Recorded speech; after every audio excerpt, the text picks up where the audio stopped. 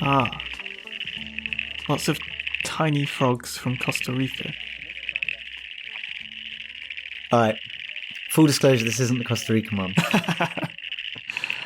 No, because this is a Panamanian frog, isn't it? Also, no. What could it be? So, Ben, you've got to guess. I'll give you a clue. It's a microendemic. Oh, good. A microendemic. That means that I could pick almost anywhere and be completely wrong. Yes. Microendemic. Okay. Well, I would put it in a karst landscape if that was the case. Oh, that's for lizards. So frogs like it wetter. Limestone tends to be a bit drier. Microendemic because it's on a tiny island. It lives on Trinidad. It's the Trinidad chipping frog. No, it was a good guess, but in fact, it was the Balin pygmy frog, Microhyla balinensis. Balinensis meaning of Balin, and Microhyla meaning, oh my god, it's a small frog. So, yeah, this was actually sent to us by Dallin Kohler, Patreon, friend of the podcast, and a herpetologist working in China. And yeah. So complete other, so what you're saying is I was the complete wrong side of the world. Yes. Okay. Okay. You were the wrong side of the earth. That's about as far as I could possibly be. Apparently, they're very loud calls. And it's a really beautiful creature, actually. I have a picture of it, which I thought you might like to see, which was sent along with it from Dallin, showing, I believe, if I'm not mistaken, possibly the actual frog that you just heard. So I will put this the culprit in the Discord themselves for you to see. There is the culprit. And it's a really beautiful little creature. Very small. Dallin said they only get to about 2.5 centimeters long. They're very round-bellied frog with little legs and a very pointy nose. And they have sort of this grey mottled flank with a nice brown top with some big markings. Where have you put this picture? In general, in Discord. Have you actually sent it? No, I have not presented it. There it is. There we go. I hate how you have to present it. I'm not a big pressing enter guy. Yeah, so there you go. Can you see it now? Nope. That's disappointing. Well, when you count that through, we'll talk about how you think it looks. But yeah, they're found in Balin. There it is. Yeah. Oh, classic microhyla. Absolutely, classic, beautiful little chubby microhyla. Yeah, with a nice patterned back. Yeah, very beautiful patterned back. And they're found in the Bailun district of Zhejiang province on the east coast of China.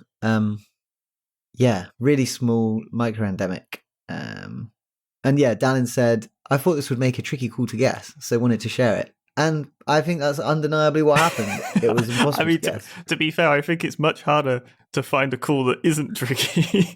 But even so, microendemic does. Yeah, all right. I'm not going to feel too bad not guessing that one. Yeah. But yeah, microhyla are the narrow-mouthed or rice frogs. Yeah, really common across Asia, at least lots of parts of Asia. Incredibly high diversity of species. Yeah, cool species. So yeah, thanks to Dallin for saying that in. If anyone else has got frog calls or other animal sounds, send them in. We'll check them out. Yeah, let's move on to our paper, shall we?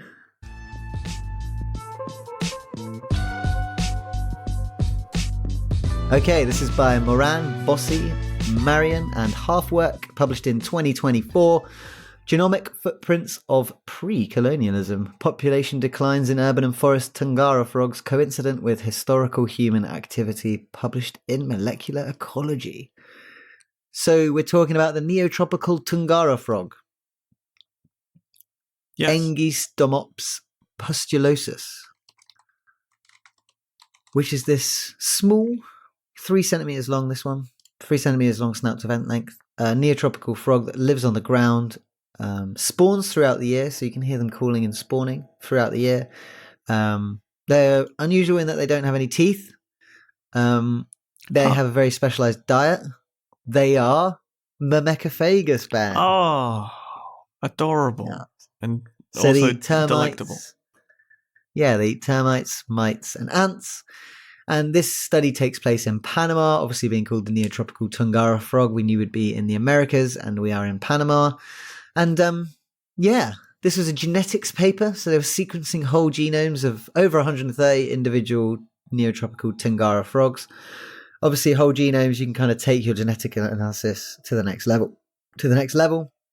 Looking for, well, you've got whole genomes to work with. So rather than just looking at small for whatever portions, you want.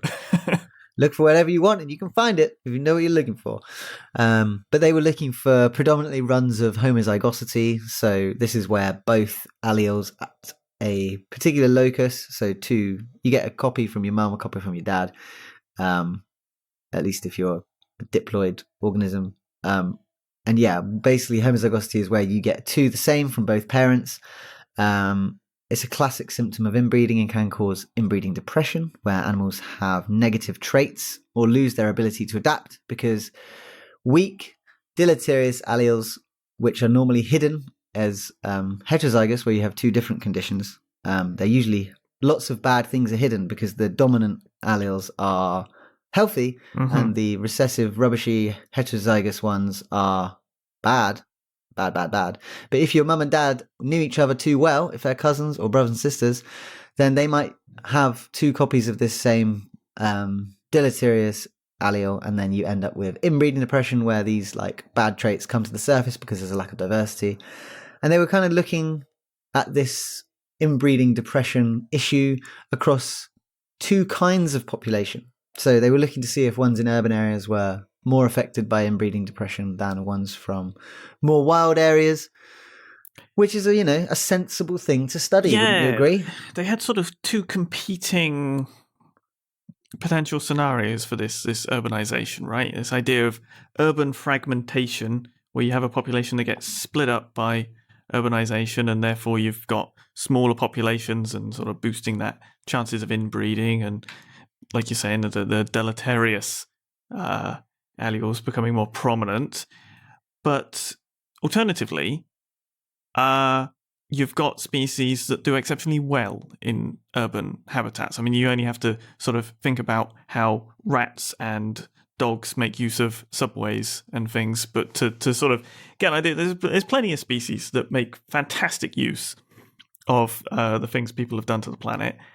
And in those cases, you might actually have the urban populations doing essentially much better and sort of helping along, and you wouldn't see this inbreeding at all. You'd actually see a potential boost in diversity as they're making use of sort of new niches and having enhanced gene flow in these areas.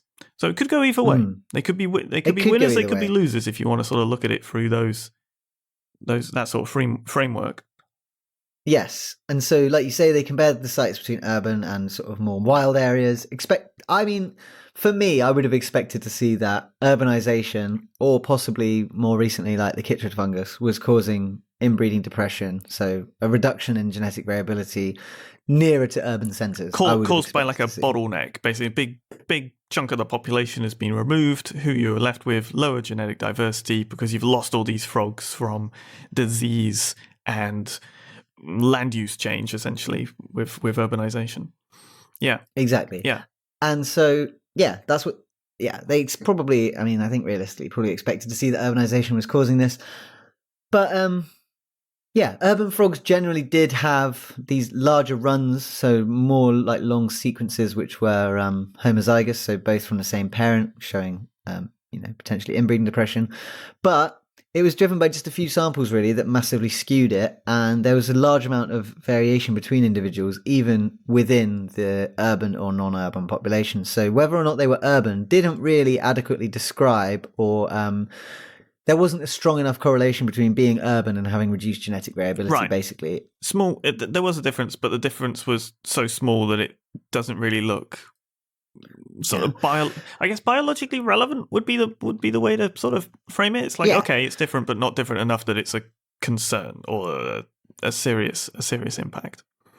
So essentially, modern urbanization, the last sort of like couple of 100 years, doesn't seem to have had a massive effect on the genetic variability of these populations. However, which, to to be fair to this area of Panama, we're looking at a section of Panama around the Panama Canal, correct?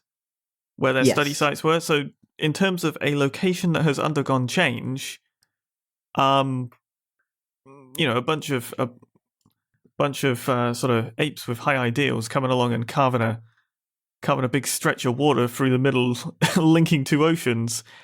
Pretty dramatic. I think I'd put that pretty high up in terms of geoengineering. Yeah, frogs famously not good with salt water. They don't like it. It turns them all shriveled. It's bad. And so, yeah, if you were to look at this place on a map right now, it looks like forest, doesn't it? It looks like nice forest mostly, but you don't have to go back that far, and the Panama Canal was being built. So, yeah, basically their results, what they noticed was that something had happened in the genomes of these frogs, but it was quite a long time ago. So, yes, they have undergone sharp declines in genetic variability, and across the board there was kind of evidence of inbreeding depression, but it wasn't due to recent urbanization. It was actually probably due to colonization by Europeans. So it's been inhabited, this area, since 13,000 years ago. Native Americans inhabited it 13,000 years ago. And then European colonists arrived in the 16th century. And at that time, there was a lot of deforestation, a lot of changes in land use, agriculture came along. And this kind of continued through to the construction of the Panama Canal in the late 19th century. And then there's like ongoing agricultural and urban development. And so, yeah. What they looked at was to see when these kind of like population declines that the genomes showed were actually happening. And essentially it looks like the declines in their sort of genetic variability began several centuries ago. So before urbanization, but yeah, still caused by people. So there was one big period of population decline between 800 and 1600 years ago, which is the pre-colonial era. So, the beginnings of agriculture, when people were doing a lot of fires, sort of starting off agriculture, realistically, it's sort of like between 700 and 1,000 years ago. So the native peoples of America were starting to use fire to sort of slash and burn, and this caused a huge decline in the frogs, and that's evidenced in their genomes. There was this big crash, and then there was a second big crash around between 100 and 400 years ago, and that coincides with European colonialists arriving. Again, subsequent massive change to the area, using, again, another big peak in agriculture, essentially. So it kind of seems like these frogs, although they have been impacted by human pressures, it isn't the modern urbanization that people thought it would be. It's actually historically when humans have first rocked up to this environment, and then again subsequently when new humans came again and started treating it differently. This has caused big declines, which you can see in their genomes. So it's not necessarily it's certainly arrival of new humans for the colonial one, but the prior one might have been a shift in practice as opposed to people rocking up, right? Or a shift in population density. I try to, to be fair, I didn't try all that hard, but I wanted to get an idea of like how many people were sort of around and about this sort of area, and it seems like it's reasonably tricky to work out. Between 2 million and 200,000 seems to be the wide range. So you've got a pretty sizable number of people there presently. So you can see how crop cultivation and sort of disturbance from fire would have led to some sort of impact on these frogs. Like that's a lot of people to sustain and support. Yeah. And these frogs, although they are tolerant of sort of human areas, they have their limits, and there comes a point where frogs can't really carry on anymore. Yeah. Like really intense farmland or urbanized areas, frogs just can't cope. They just can't deal. They need certain things which aren't there. They need water, they need trees, they need shade, all this stuff, yada yada. So yeah, and basically throughout human history, these frogs have been under pressure from people, and it was a surprise result. They thought it would be straightforward. They thought it would be like, oh, we've got urban areas, we've got non-urban areas. The ones in the urban areas are probably undergoing bottlenecks and declines. Nope. Modern things aren't that big of a deal. It's actually historical changes which have caused already existing declines in the Well, genetic and variability of these frogs. historic changes can still be sort of seen today. Like these are cumulative effects, essentially, right? They haven't the diversity hasn't rebounded. Is No. the analysis capable of spotting a rebounding in diversity? That's a good question. I don't know. Because I do wonder whether the urbanization now doesn't have a distinct signature on the genome because the impact it would have has already occurred. So there's, the inbreeding, how much more inbred can you get while still being viable? Yeah. But I think the main thing that I find cool about this paper is that, like, even now, when you're studying populations of animals, you think you've got two groups. You think you've got an urban and a non-urban, where these ones are existing in a relatively pristine environment. Yes. It's not so.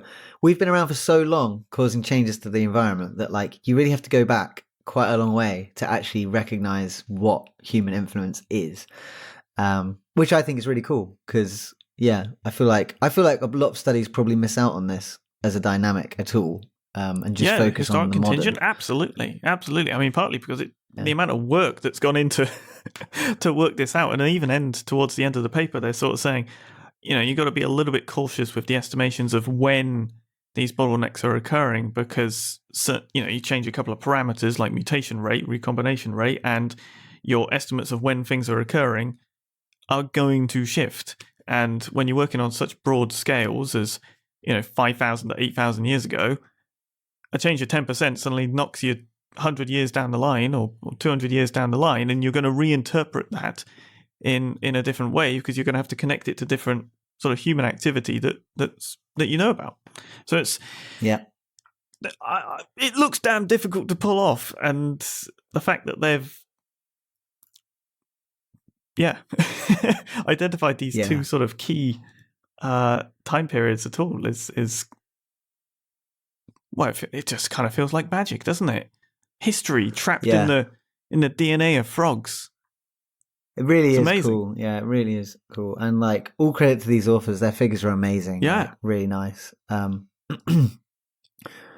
of their color choices wouldn't help the colorblind, but mostly they're just gorgeous figures. I really like them, actually. Yeah. A little bit inspiring, this one. So, let's... we got anything else to say about these frogs? These neotropical túngara frogs? I mean, I don't think so. I think basically highlighting that the paper pretty much says a lot more than what we've gone over quite briefly. There is a lot of lines of evidence that they've explored. We're sort of picking the highlights, so it is worth a read. I can't wait for this sort of study be done in other locations and to sort of pick up other historic changes, be them natural or anthropogenic. Yeah. So, have you got any other business for this episode? I do not. I have any other business. Okay, so I've got a couple of bits. One, just to say that a British holidaymaker was bitten by a blunt-nosed viper from Cyprus while on holiday. This poor lady got bitten by one. It sounds like it was not too serious, but, serious enough. She had to go to hospital for a bit. And then had to sit on a wheelchair to get around for a while. She got bitten by a blunt-nosed viper while on holiday, which, I looked for them for 2 months while I was there and I didn't see one. So, where was this, sorry? Cyprus. Yeah. Well, they're quite camouflage snakes, to be fair. Yeah.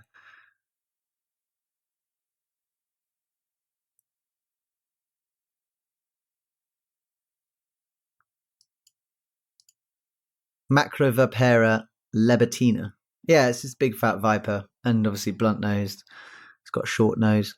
But really beautiful snake. But savage that she got bitten. Really unlucky. But I saw that and apparently she was doing like some kind of outside yoga thing. And she got bitten. Obviously. Oh, it was a meditation. So she was trying to meditate, poor woman, and She got bitten by a venomous snake. That's going to put a little bit of a in your meditation, isn't it? That's her chakra is fully skew whiff after that. I don't know if chakras have anything to do with meditation, but yes. Okay, anyway, so yeah, that was one thing I wanted to mention, which I thought was noteworthy. Just wild. And then another one, which is just this absolutely bizarre story, which I saw on the news, which is there's this guy, he's got an emotional support alligator. It was called Wallygator. And basically this guy had him as a pet. Mm-hmm. He like cuddles the alligator. Yep. I don't know why they call it an emotional support alligator. I don't know what emotions the guy has that is this alligator specifically supporting. But disdain. Basically, he'd get this right. This is what's crazy to me is that he took the reptile on holiday with him. So they were on holiday in Georgia in the US. And I don't know where he was, but the alligator was presumably outside. I don't know if when you take your alligator on holiday, I don't know if it stays in the garden or comes in the house. I don't know how that works. But the alligator was nearby, possibly in the garden of the property. And some local pranksters, probably teenagers, saw the alligator, jumped over the fence, grabbed it, stole it, and then they took it to their friend's house, released it into their pool for a joke, and then animal control came, thought the alligator was just a wild alligator, and let him go back into a swamp. And now, the guy whose alligator it is has been completely unable to find him. The alligator just lives in the swamp now. There are I'm lost for words. There are so many questions that I want answered. Starting with whether I wasn't aware you could keep alligators as pets. I would have thought keeping native species as pets was not allowed. Oh yeah, man! Now loads of people in the States have got American alligators. Yeah, bizarre. I would have thought alligator is quite an impractical animal to transport anywhere. Transporting across state lines seems a little bit odd, but again, I don't know the rules. Well, there are none. Keeping in the garden while you're on holiday. I mean, again, I suppose they have to find a pet-friendly place to stay, but I doubt alligator is really what people are intending when they say, "Oh yeah, pet-friendly." Yeah, if someone emailed me and was like, "Hey, I don't have an Airbnb," but they were like, "Hey, mate, yeah, so I'm looking to come and stay 2 nights in April. Just a couple of things. Pet friendly? Yeah, is it pet friendly? And if so, can I bring my alligator?" I'll be like, "No, don't bring your alligator to my house. It's rude to ask." It's rude to ask. Didn't very, have a little very, collar very on strange, or anything like that? A little little marker. Collar? I don't know. He just looks like a normal alligator. Yeah. He's 9 years old, 182 centimeters, 6 feet long. Apparently he's really friendly. He won't bite. Yeah. And provides Apparently emotional he support. he tried to take his alligator to watch a Philadelphia Phillies baseball game in 2023, but they wouldn't let him in. So that is the line. Alligators can go on holiday, but they can't go to baseball games. Interesting. That's something to remember. That's a lesson for us all then. Don't take your alligator to go watch baseball because you will be denied entrance. I'd love to know how this alligator is getting on in his new swamp life. Whether he's just completely adapted to it or whether he misses his belly rubs. I mean, just another question to add to the pile of questions. Yeah. I can only hope he's doing marvellously.